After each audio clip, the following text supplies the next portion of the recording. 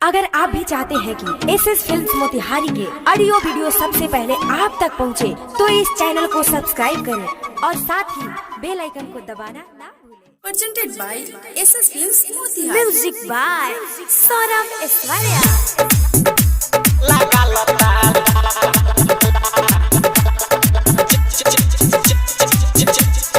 चाभी औरी लह छाला सामान को लगा लताला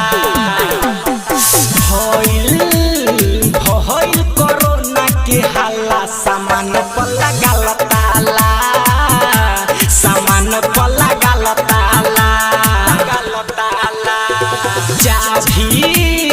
चाभी औरी लह छाला सामान को लगा लताला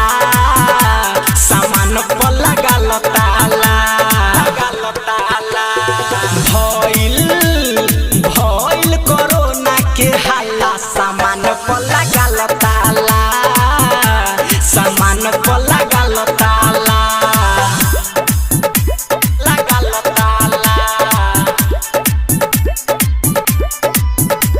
लगा लताला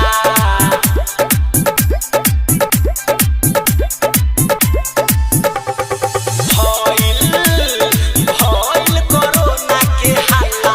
Saurabh digital recording studio Motihari. भइल कोरोना के हाला सामान को लगा लताला लगा लताला अरे कितनो बीमारी फैली है जमारा के थैली में कबहू न जाई गोरी कही ले बात हम साचे है जल्दी से ले लेना तो देख ली तोर भाई गोरी कितनो बीमारी फैली है जमारा के थैली में कबहू न जाई गोरी कही ले बात हम साचे है जल्दी से ले लेना तो देख ली तोर भाई गोरी पाला हटा हाथ के मारी के पाला सामान को लगावताला सामान को लगावताला लगा लताला